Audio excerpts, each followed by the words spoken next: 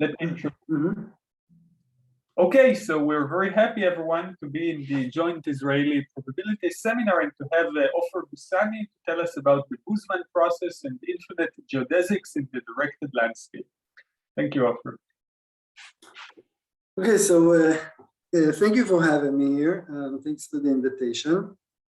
And this work is based on two papers. One of them is joint with Timo Sepelainen, who you probably know, and Evan Sorensen is a very talented PhD student from Madison. Okay, so one of the main models I'll talk about today is called the Last Passage Percolation, where we consider the z-square lattice and we assign to each vertex a positive weight, such that the weights are i.i.d. and exponentially distributed across the lattice. Now take any 2 points on the lattice, such that one is above and to the right of the other. And then you ask, well, what is the path that takes only upright steps going from x and terminating y that maximizes the weight along itself?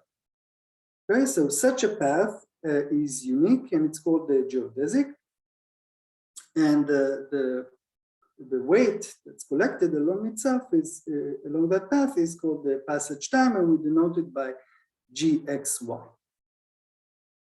Okay, so we have geodesics. Isn't this sort of backwards in terms of terminology? I mean, geodesics is supposed to be least, least to distance paths. This is sort of the opposite. Yes, that's true. That's true. So yeah, but there's actually recently there's kind of a more general, not kind of a concept of metrics introduced by Dover and Virag, which sort of thinks of this as a metric.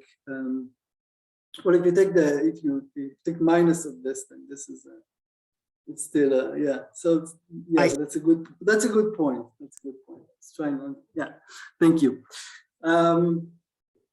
Right. So we have this concept of geodesics, and then you might ask, well, what is an infinite geodesic?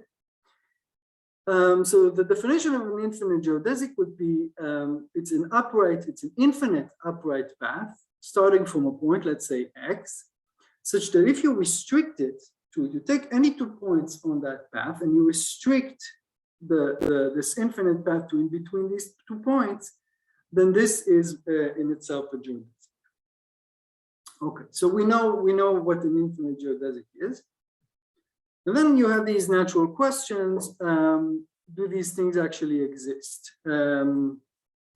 Suppose they do exist. Are they directed? They have this kind of a speed, a direction in which they're going.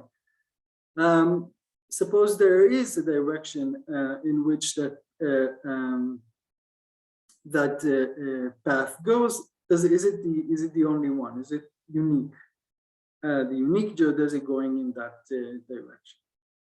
So one of the main tools that's been proven to be very effective in studying these objects, these infinite geodesics, is called the Boseman function.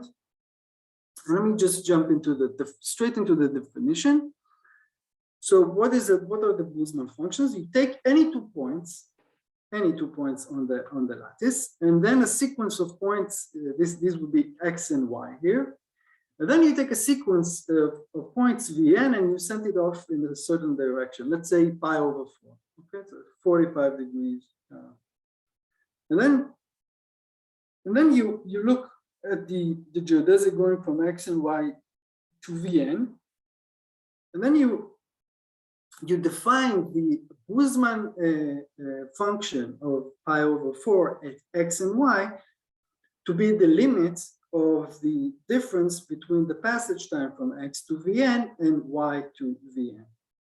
Okay, so this is the definition. You do it for every x and y, and you get a number. Now there's a kind of an underlying assumption here that this limit actually exists, and the reason why it does exist comes from two basic properties of geodesics. One is that they tend to coalesce very quickly. So you see you have these two geodesics going from x and y to Vn. Compared to the distance to Vn, Sorry. No, that wasn't expected.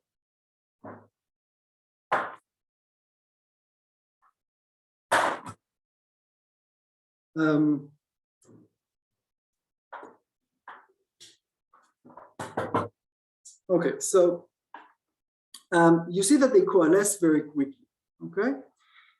And so that's one main property of these geodesics. And the second one is that if you take a finite area around these 2 points, then the geodesics inside this environment will stabilize. So then you can see that the difference in the passage time depends only on what happens up to the point of coalescence, and this should imply that the limit does actually exist. Okay, okay, so we know what a Boseman function is. Here are some of its properties. So again, let me just imagine it takes any 2 points on the lattice and returns a real number. So the first one is stationarity. So shouldn't come as a surprise. If you shift the Boseman function, then it should have the same distribution. This is because the whole environment is stationary. Then there's something called a cocycle property, which means that if you go from X to Y and then from Y to Z, then it's as if you went from X to Z. Then there's something called recovery, which says that if you take the horizontal and vertical edges that are incident to a point X, and you take the minimum of the 2 weights coming from the Boseman function, then this would recover the weight at the point X, the original weight that we had assigned to that point. And then there's finally something called Burke's property, which says the following. If you take a downright path on the lattice, and you consider the weights on the different edges, okay, so each edge you can consider the weight coming from the Boseman function, then these would be i.i.d. exponential 1/2 random variables. Excuse me, I think I missed something a slide ago. What was that weighted X, the WX? WX is the weights you originally assigned to the different vertices of the. I thought we assigned the weights to edges. No, to vertices. I said edges, maybe not. No, vertices. So if we go then how back, do you? Then so I really missed something. Yeah, so distributed weight at each. And the sum is along the vertices you visit. Okay. Yeah. Sorry. So in this cocycle property, maybe I'm missing something. So if X equals Z, then on the right hand side I have 0, right? Then on the left hand side, X equals what? Z, but Y is some different point. So on the left hand side you get something which is non-zero, and on the right hand side you get 0, no? Yeah, so they're going to cancel out. If you have 0y and y is 0, then they will cancel out. Okay. Boseman functions can be negative because it's a difference of 2 passages. Okay. Yeah. Thanks. Right. Right. So we know we have this Boseman function, right? We know a bit about its properties, but let's see what it can do, what it's good for. So, so we're looking for the first question we asked is, do these things actually exist? And I want to show you how I can construct from the Boseman function, I can construct an infinite geodesic. So start from the point X, then you can either go up or right. It's the first step, can either be up or right. And I'm going to follow the following rule. I'm gonna take the step in the direction in which the Boseman function has the least weight. Okay, so here you can see that the vertical edge has the least weight, and therefore I will go upward, 1 step up. I will do that again. Next, I will do that again, and you can see that here that the least step is towards the right. So I take a right step. So I continue this process to construct this infinite path, which you can verify from the properties of the Boseman function. You can verify that this is actually an infinite geodesic. And not only that, you can verify that this is in fact going in the direction pi over 4. So this answers two of our questions. The first two of our questions, they do exist and they have a direction. Okay? So okay, but that was for pi so this over constructed the Boseman function for every direction. You managed to construct one. 4. Excuse me? For every direction you constructed some geodesic. They would be different for different directions. So yeah, so you're anticipating ahead. The next slide is discussed. So this is for pi over 4 now. Yes. So for this, we took the Boseman function. So you can see that I used the Boseman function that's pi over 4, right? So for that specific Boseman function, you construct geodesic going in the direction pi over 4. Does that answer your question?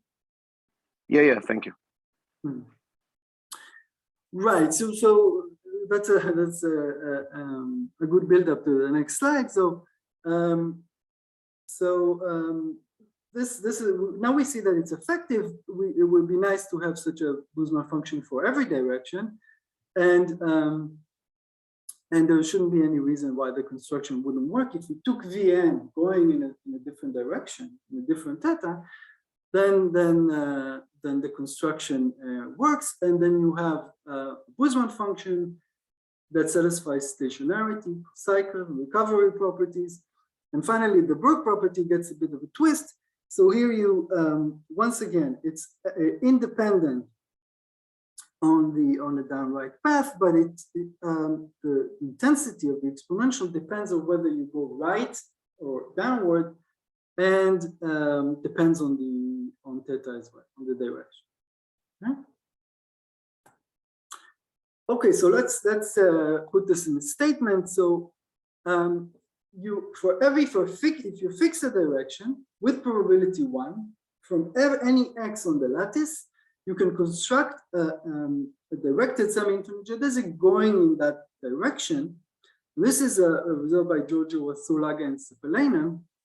And remarkably, this result doesn't require the weights to be exponential. So which is very this doesn't happen a lot in this field, that you don't have to assume something on the weights. And this shows you that exactly that we have for every x we have this existence in going in a specific direction. Ofer, but there are assumptions for this result, right? So you need to go.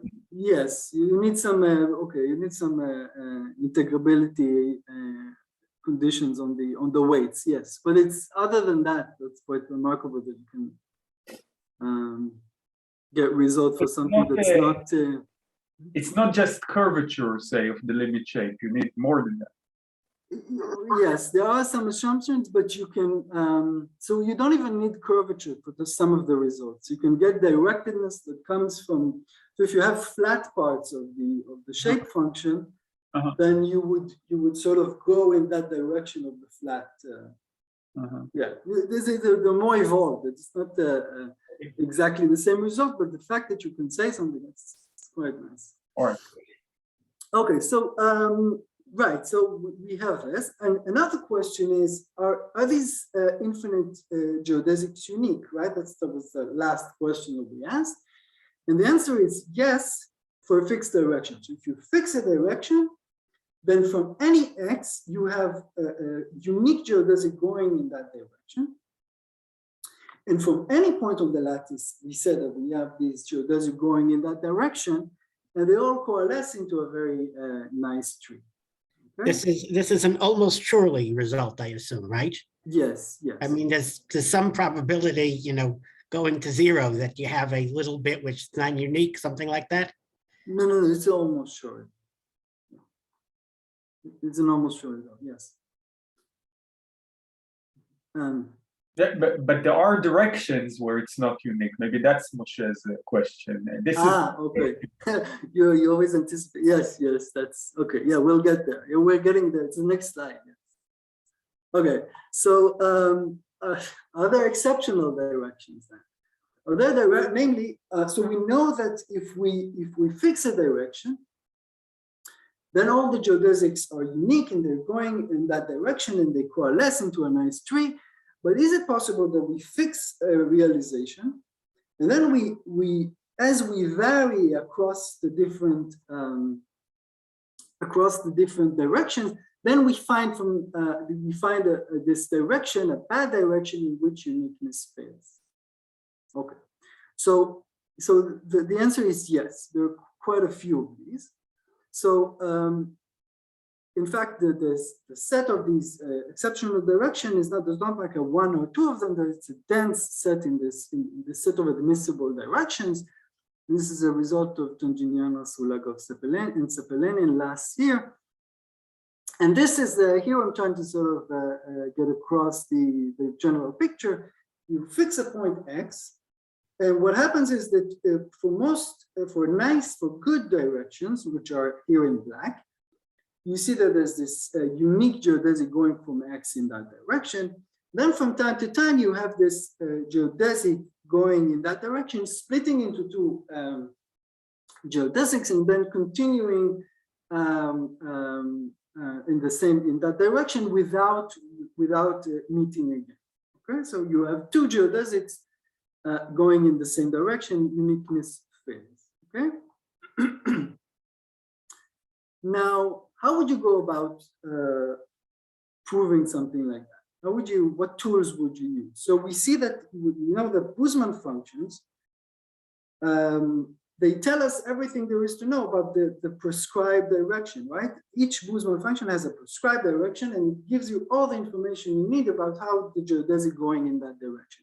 But here I'm asking something a bit more delicate. We're fixing a realization, and then we want to understand what happens as we vary the direction. So this suggests that we need to understand something about the joint distribution of the Boseman function. We need somehow to get them all living in the same probability space.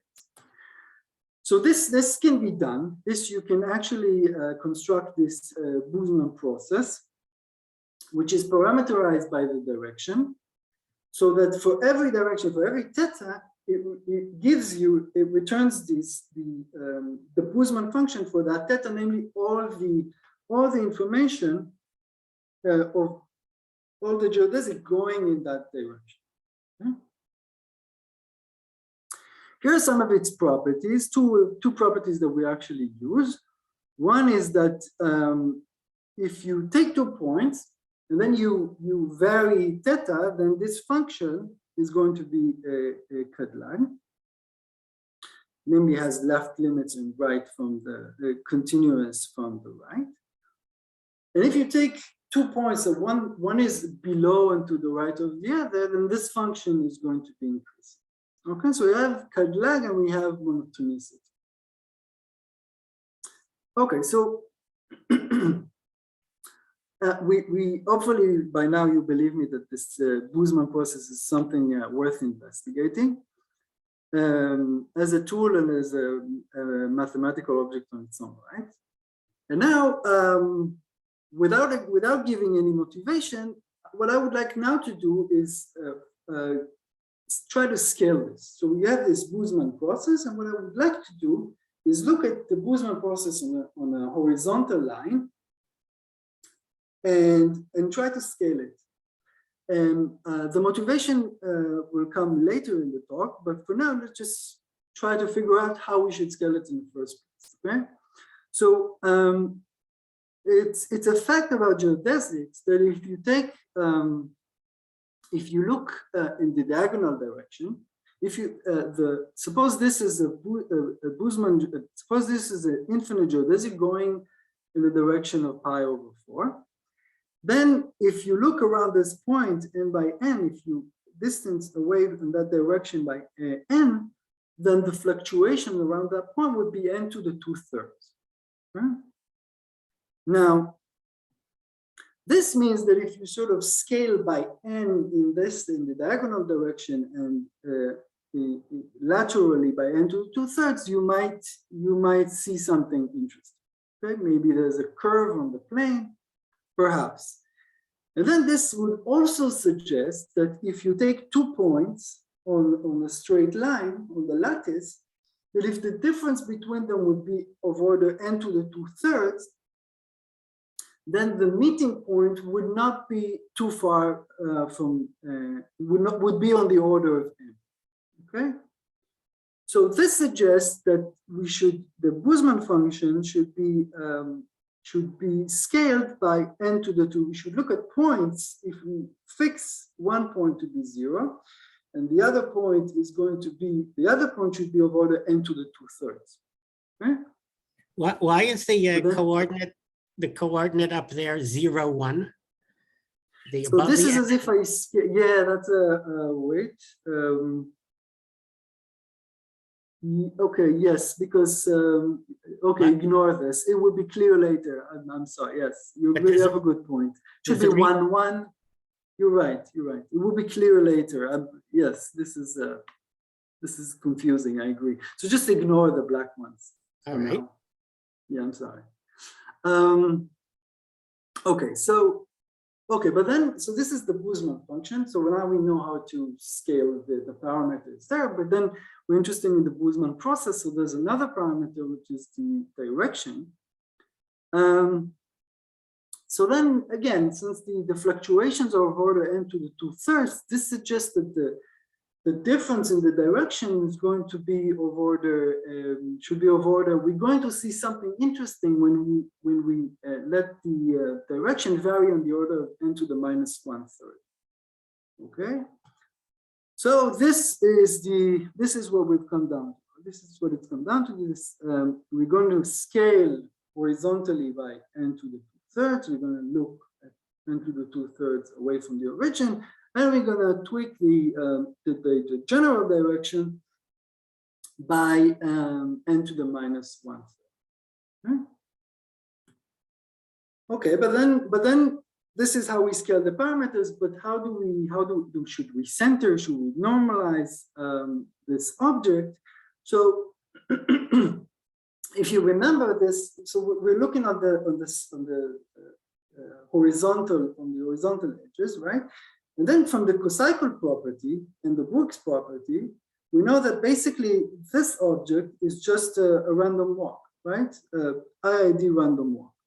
So if you fix mu, then this is just a random walk.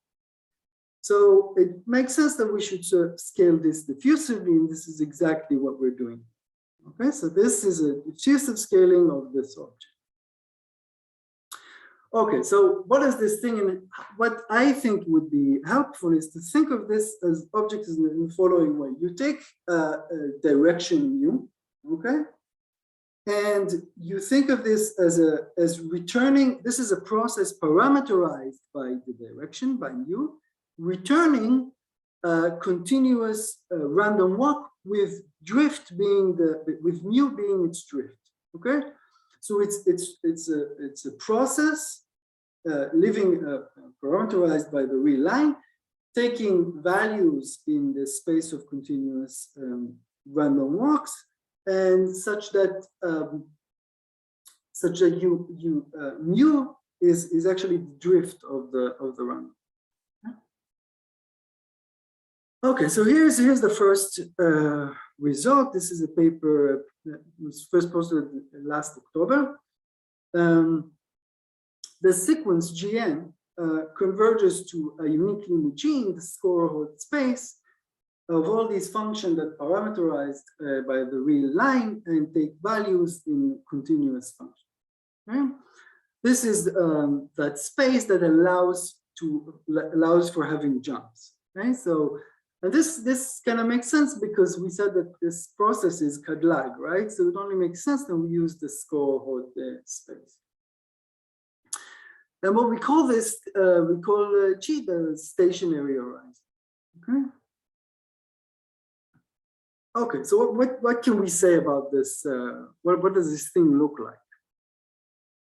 So if you take mu to be 0, right, then this is just you scale to a Brownian motion, right? This is just a random i.i.d. random walk, and then you G0 would be just a Brownian motion. It will condition to vanish at the origin. So it's going to be two by infinite Brownian motion. Okay, so then suppose we look at mu equal 1. What are we going to see then? So by monotonicity, we know that on the right, G1 is going to be above G0, and to the left, it's going to be below G0.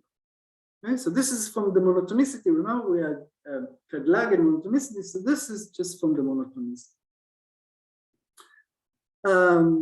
But in fact, this is not how what it typically looks like.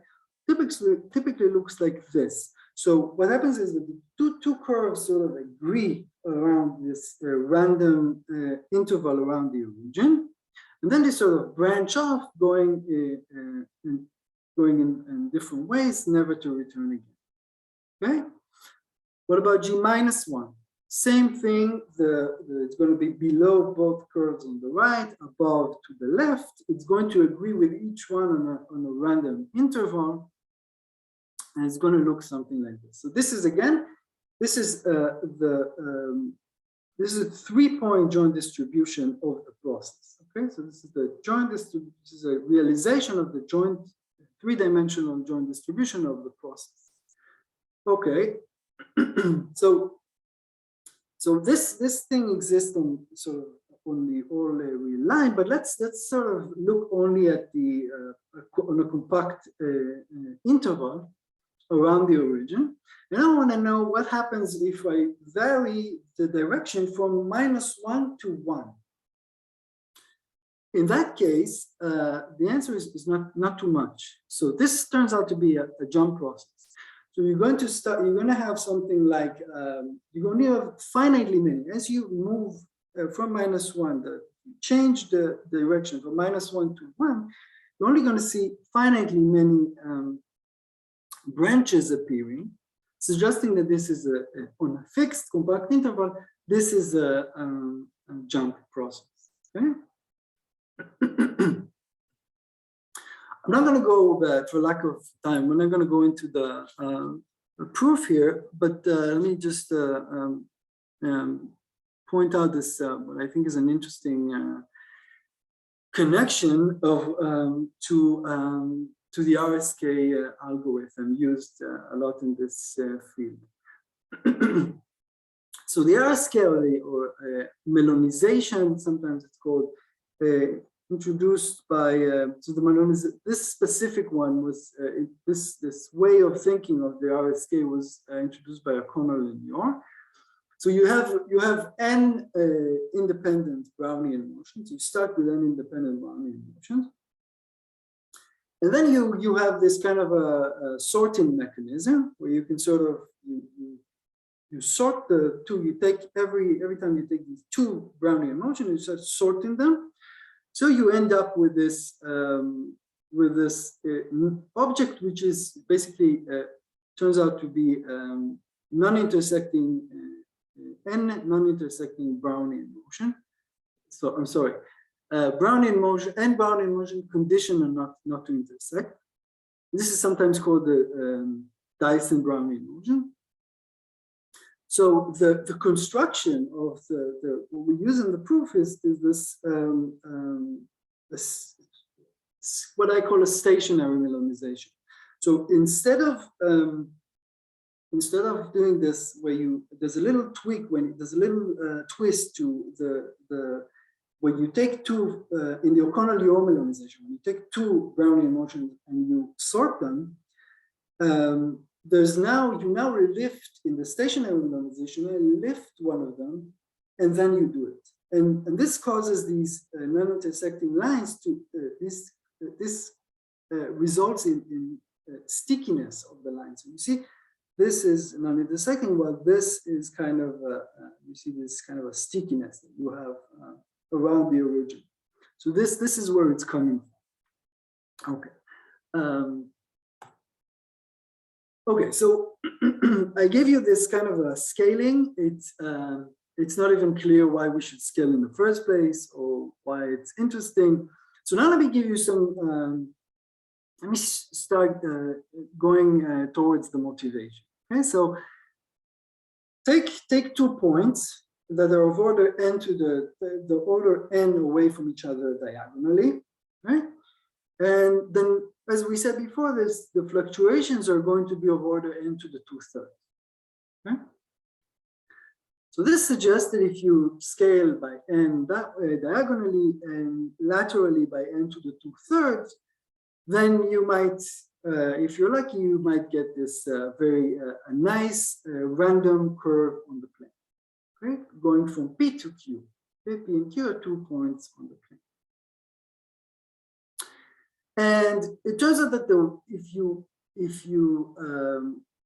that the weight along this path is of order n to the 1/3. So this suggests that if you scale by that much, then you might converge into some random variable. Okay? So this turns out to be true, and not only that, it turns out that if you move P and Q around, you sort of wiggle them, then you end up with a continuous continuous process, continuous object parameterized by all these points all ordered points on the plane. Okay? This is this LPQ, and this is called the directed landscape. This is this breakthrough work of Ofer Busani and Virag in 2018, and then by the Virag in 21, which they actually show that this thing exists. First, they show it for one model, and then they show it for other models, which brings me to the next point. Okay, before that, here's Moshe. This is why we had this confusion before. The way we actually look at this directed landscape as this limiting object is this way, going upward. Okay, so this is why I had this confusion above. So here, in the directed landscape, you have geodesic, you have weight, which is LXY, should be PQ, and the direction is now on the real line. So you can either go to infinity or minus infinity. This is where the direction is now. Okay, so you can either go all the way to the right, all the way to the left. It's not between 0 and pi over 2. One more aspect that's worth mentioning here in this for the directed landscape is the following. It's possible, as opposed to the exponential last passage percolation, it's possible that you have 2 geodesics connecting 2 random points. So if you fix the 2 points, you have 1 geodesic, but it's possible to find 2 points, random points, where you have 2 geodesics. Throughout this talk and what's going to come next, I'm going to ignore that phenomena, simply for the, just to make this exposition easier to digest, not because it's not interesting. We have in our paper with Timo and Evan, we have these interesting events and results about these what we call bubbles.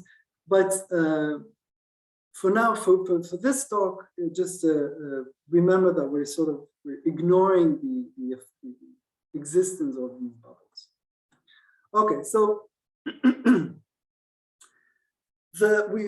I mentioned that the last passage, exponential last passage that this model we talked before, converges to this underscaling to this directed landscape. But what makes this directed landscape even more important and more interesting is the fact that it's believed to be the scaling limit of many other metric-like models. Okay, so there are other LPP, last passage percolation models with different, with slightly different noise, slightly different setup.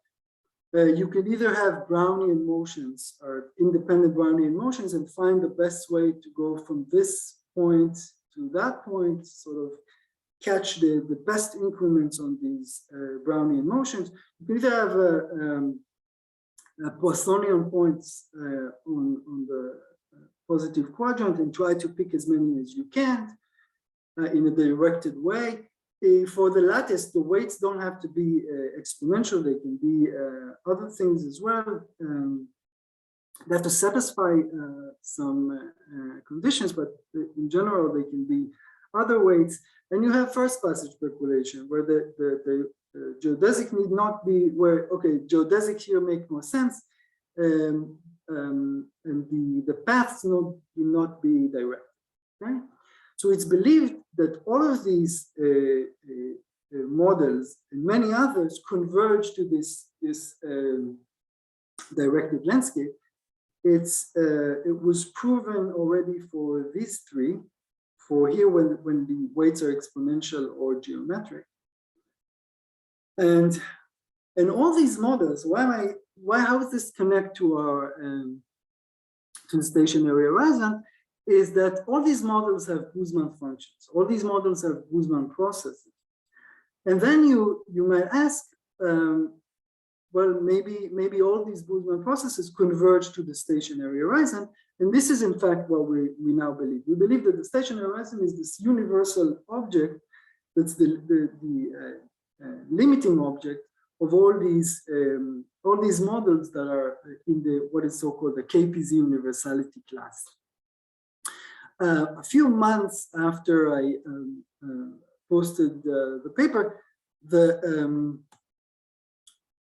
Timo and Evan that they had been working on this, on the Brownian, on the Boseman process for the Brownian last passage percolation, and they saw that they realized that the stationary horizon, in the sense of finite dimensional distribution, agrees with the scaling of the Boseman process. So this strengthened our belief that this is actually a universal object. So here, this is the motivation behind sort of understanding one motivation for understanding the scaling limit of the Boseman process. And next, we're going to see another further motivation where we want to understand infinite geodesic in the directed landscape. Okay, so we have this. We know that we have this this object that it's universal. It's a scaling limit of all of these very interesting models that have been studied for decades. So it feels like it's worth understanding what's going on in the directed landscape in terms of, for example, infinite geodesic. So we know that we have infinite geodesic, but what about, we know that we have geodesics. Do we have infinite geodesic in the directed landscape? This is in fact the case. This is from last December by Hoffman and Virag, where they showed that for every P, if every point on the plane, you have infinite geodesics going in any direction. Okay, so again, here directions in the directed landscape, directions will be denoted by xi, and you can see that it takes value on the reals. Okay, so it's going from infinity to minus. They also showed that if you fix a direction, right, then from any point, all the geodesic going in that direction will coalesce to form this kind of a continuous nice tree. Okay? So now the question is, so we either fix in this statement of these results, we either fix the point or we fix the direction, right?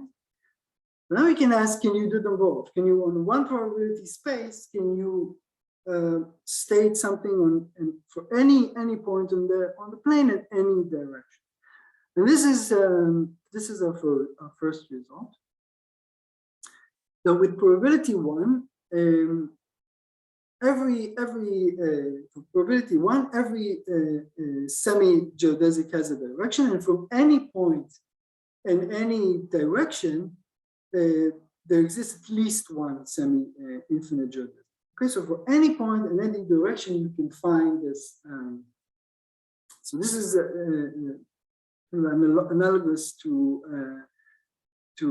previous results in other models in KPZ universality. So next, what can we say about exceptional direction? Like before, can we find these directions for which uniqueness fails? So for that, we need to be a bit careful as before. And here is the result. With probability 1, there's this countably infinite dense set psi of bad directions. So if psi is not a bad directions, it doesn't matter any p on the any point simultaneously. For all points in all directions, the geodesics will coalesce. And if the direction is bad, then it turns out that there are at least two families of semi-infinite geodesics. We call them psi minus and psi plus. So that the following happens: for any point, at you start the geodesics start going in that direction of psi. It splits into two geodesic psi minus and psi plus, and they continue both in the same direction. This happens for any point on the plane, and all the red one, all the psi minus coming from all points will coalesce together, and all the blue ones, the psi plus, will coalesce together, and they continue indefinitely without meeting again. Okay? These results were for these results we use heavily our understanding of the Boseman process. This is what allows us to go to simultaneously say things about all points in all directions. And let me okay. So the next question you might ask is this. Okay, so this we know that there's a maybe do Boseman functions exist at all? So I mentioned that I use them, but okay, the Boseman function, do they? Can I ask, do you know something about the distances between these two separate geodesics? I mean, they cannot stay within bounded distance for all eternity, right? It has to grow, but somehow in lower rates. My guess is t to the 2/3. So yeah, so we know that these geodesics fluctuate order of t to the 2/3. So you mentioned something earlier in a slightly different setting about bubbles. Is there any connection between these non-coalescing geodesics and bubbles in the geometry? Yes, but could you remind me about this? Yes, I would like to. That's a very good question. I'll answer this. Okay, so right, so the Boseman. Do Boseman functions exist on the directed lens? And this is another result of Marin Virag. And they show that this limit actually exists. Okay, so we do have this Boseman function. And then you might ask, well, what is this is the limiting object. This directed landscape is the limiting object of all these KPZ metric spaces. So what would be the scaling of the Boseman on a horizontal line? So we show that this is in fact the stationary horizon. This is part of a conjecture by Dovren, who sort of expected that this limit for every psi would give an interesting process, and the process is this stationary horizon. So this is a further strengthening of our belief that this is a universal object. Okay, so lastly, what I would like to showcase how our understanding of the statistics of the stationary horizon help us to really study this model, these infinite geodesics. So up to this point, there's this. Okay, it's the limit. it's nice, who cares maybe, right? So, but then how does it help us to study these infinite geodesics in the directed lens? So take a bad direction, okay? And take the horizontal line going through the origin, okay? From any point on that horizontal line, you'll have a geodesics going in the direction of psi, splitting into two and continuing indefinitely, right? But it's also possible that the splitting will occur immediately, as in this incident, okay? And then let us look at all these points where this splitting happened. And then all these set of points on the real line, I denote them by split psi. Okay. So if this is a good event, if psi is a good direction, then this will be empty, but otherwise it's going to be something. Okay. Well, it's not clear whether it's going to be something, but maybe it's still empty. But what if it's not empty? What can we say about it? Okay? Let's go back to this stationary horizon. So so first look at this definition of H psi. This is the difference we're looking at the Boseman on a horizontal line, okay, which is basically the stationary horizon. We're looking at the difference in psi. So we're looking at all those points where it makes a jump. Okay? So now this is a different picture, different imaging of this stationary horizon, where it's sort of kind of a three-dimensional, where you can see that you go, okay, mu should be psi here. So as you go on the psi dimension, then you are, so it's a jump process, right? So you stay the same for a while and then something happens. We know that it's not going to happen too close to the origin, right? We said that around the origin they stick. And then you're going to see some change. Okay, this change is here in purple. Right, so I'm going to take this H psi is going to be,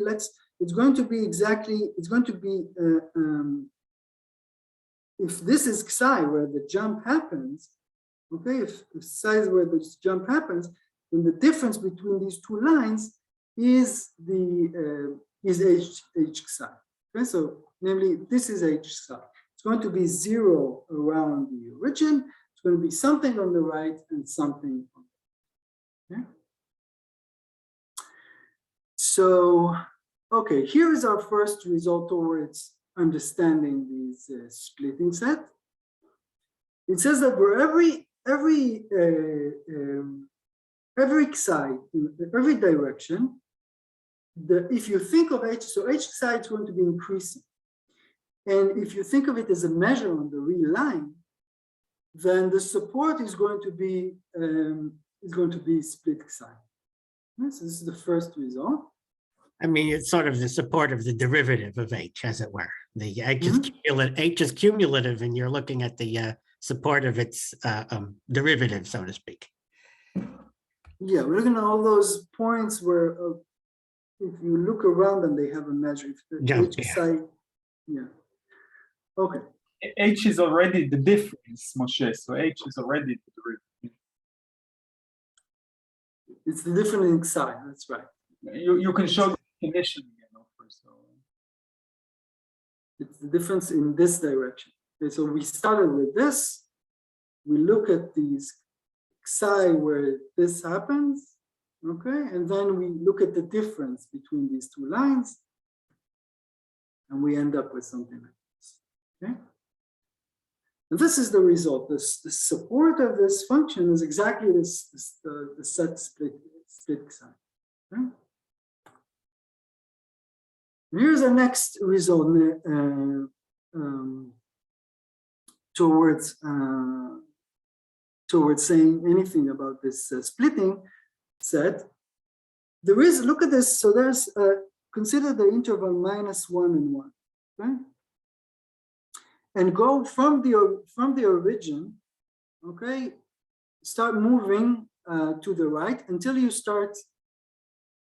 H psi start taking off. The first point where it starts taking off. then h psi restricted on that bit of h psi on this interval is going to be absolutely continuous with respect to the Brownian local time on that interval, right?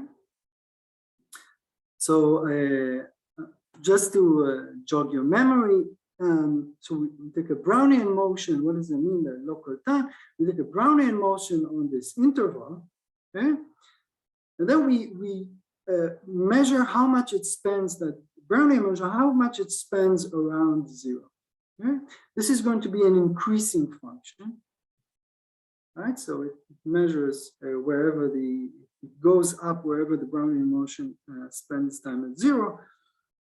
And the distribution of this bit of h psi is going to be absolutely continuous with respect to this distribution. Okay? So now we can go, we can state our result about the splitting point with probability 1 for any direction psi such that split psi is not empty. The Hausdorff dimension of the set would be 1/2. Okay, so this comes from basic facts about local time of a Brownian motion, that these points where it increases is of dimension of Hausdorff dimension 1/2. So this is a nice property we obtain by just understanding this stationary horizon, how we sort of something we can say about the splitting points. Let me just say that results of this type of sort of looking into objects in these KPZ universality class in the limit and studying their Hausdorff dimension have been around for other observables, so not for this one. So the first paper, so started this whole business is by Basu, Ganguly, and Hammond. And then other papers, this is very recent by Ganguly and Zhang. So this sort of falls into that family of results for that specific observable. So let me just mention, so for Moshe, as you said, there is, so this Basil, Ganguly, and Hammond, what they study is something similar to, so you look at these 2 points, you look between 0, 0 and 1, 1, no, between 0, 0 and 0, 1 in the directed landscape, one on top of the other, and the geodesic from here to here, and from any 2 points, I'm sorry, from any 2 points on the real line to 1 point time 1 level above. And then you move it around, and then they wanted to know when is this as a function, the difference, they call it the difference process, I think.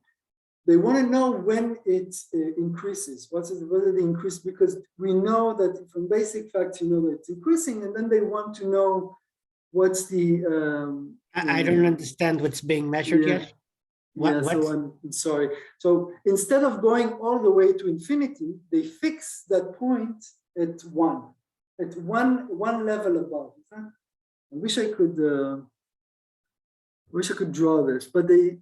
Instead of looking at the difference of the passage time between 2 infinite geodesics, they look between finite geodesics. Okay, and then they move that point, that's this joint point, they move it around, and this is going to be an increasing function. And then they ask, well, what is these points where it goes up? Where these is the support of this measure? And they show that it's 1/2. Okay, and and then they also show in this Ganguly and Bates-Hammond paper that the points where you sort of form a bubble, so you move, now you can move the 2 points, you can move 2, it's not very clear, but you can, So where you see, it turns out that when you see changes, when you move 2 points, one above to the other, it's exactly where you have a bubble.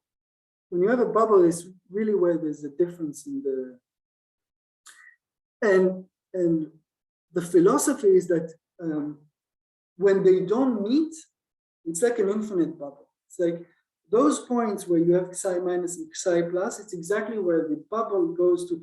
The end point is not one time, it's a constant time above. It's not just going to be above, it's going to be at infinity. So you're looking at the part of an infinite bubble. That's the philosophy behind it. So there is this interesting connection between the two. Let me just, do I have time? Like 2 minutes? Or no? Do I have 2 minutes? So you can have 2 minutes, Ofer, but maybe not more than 2. We also okay, so two minutes. So here we had to use, in order to get this result, we had to use, so here we have on top of the Boseman-Hammond results, we had more randomness because they don't differentiate between different, they don't have directions because it's a finite picture. So we had to use this, we had to use our understanding of this stationary horizon and the fact that it's a jump process to get these results on this extra randomness that's coming from the different directions. That's it. Thank you very much. Yeah. Thank you very much, Ofer. Thank you for the very nice talk. Are there questions? I had one, Ofer. You say that there are some directions where you have different geodesics psi and psi minus, or maybe psi plus and psi minus. In those cases, how many, in fact, different geodesics in some sense can you have? Yeah, so that's a very, very good question. So we don't know. So the only model for which this is known, so all this, so we believe some aspects of these infinite geodesics in different models of the KPZ world are sort of universal, and some are sort of just below, depend on the model. So for example, bubbles is something that depends on the model. It's the fact that you have only two psi minus and psi plus it's only been shown for exponential last passage percolation, and it hasn't been shown here or any other model as far as I know. And it's basically what's so if you want to have a complete picture of all the geodesics, so all geodesics can be built, we can sort of capture all the geodesics by the Boseman process, except the ones that, if they live between these -1 and +1, that's sort of outside the scope of the Boseman process. And we believe that there's no such no such infinite geodesics in between. We believe that there are only one at the moment. This is open, but it's a kind of the main questions now in this business. Okay, other questions?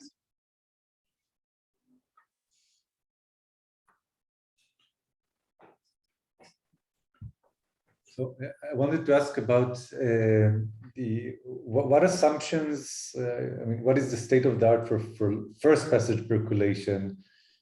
You said that it's known for some cases of first passage percolation convergence to this. First passage? No, I never said that. First passage is nothing. Was it a picture of the? Oh yeah, so I said, I'm sorry, maybe I was misleading. Definitely not when it's recorded. I don't want to say anything like it's no, so it's believed. It's widely believed. So it wasn't a statement. It was just okay. No. I don't think. Okay. No. It has been shown. What you did say was that there's a Boseman function there, right? That you said. Yes. That's been used. This is where it was actually. It's where it originated from. It originated from this work by Newman and Hoffman. in the 90s and early 2000s, where you so used it to study first passage percolation. I'm no expert on first passage percolation, but I know that a lot of these techniques have been introduced in that model. What it has been shown, and this is a recent remarkable work of this Dovel and Virag, they sort of created this framework for showing that models that satisfy very strong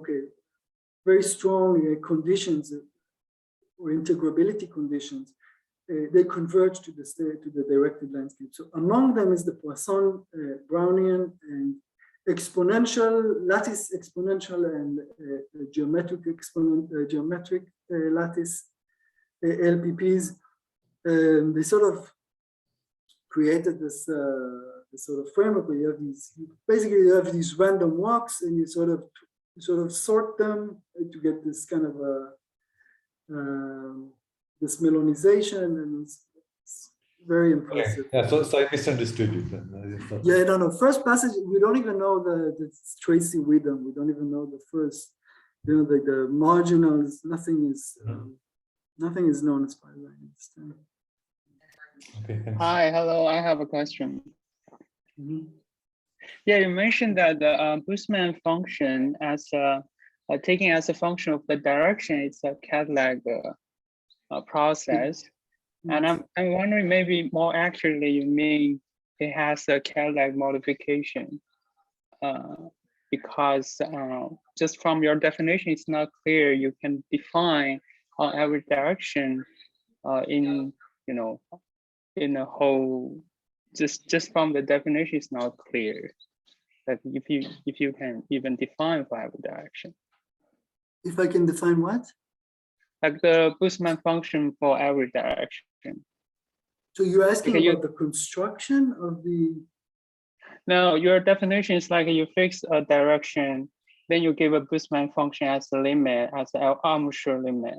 But then you have to kind of say, if you want to say it is a Cadillac function, you might automatically being a Cadillac function, or you have to do some modification. So the Boseman, you're right. It's a kind of a modification. The construction is you take all the limit exists for every rational, okay, in the set of direction, and then you take right limit.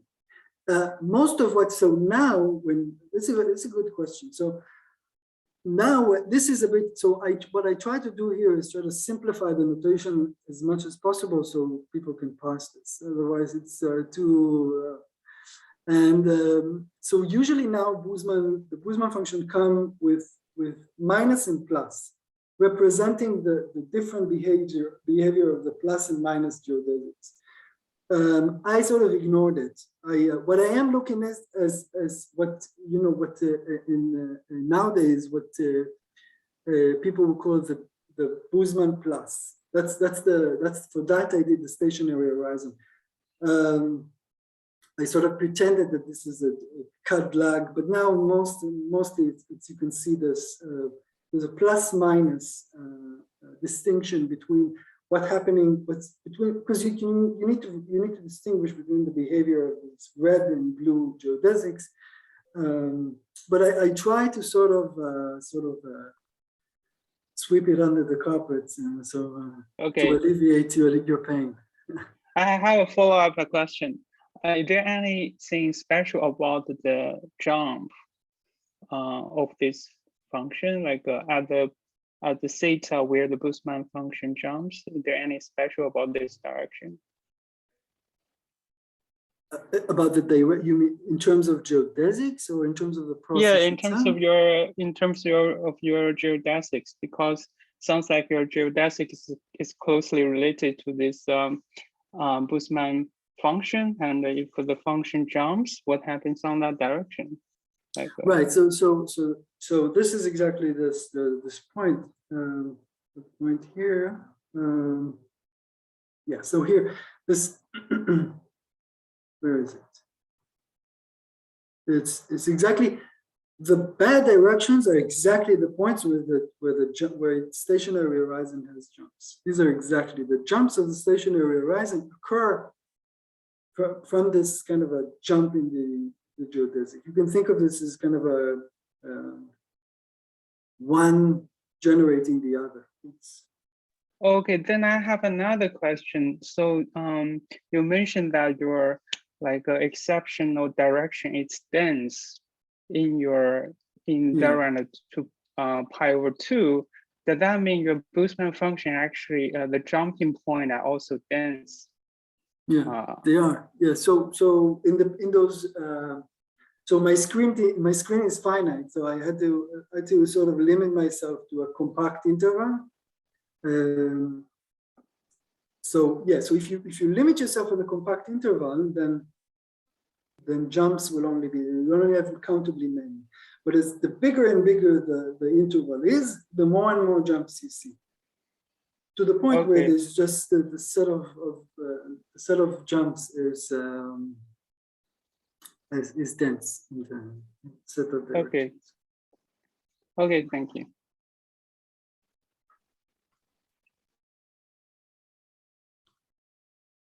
Okay, if there are no more questions, let's thank Ofer again for the very nice talk.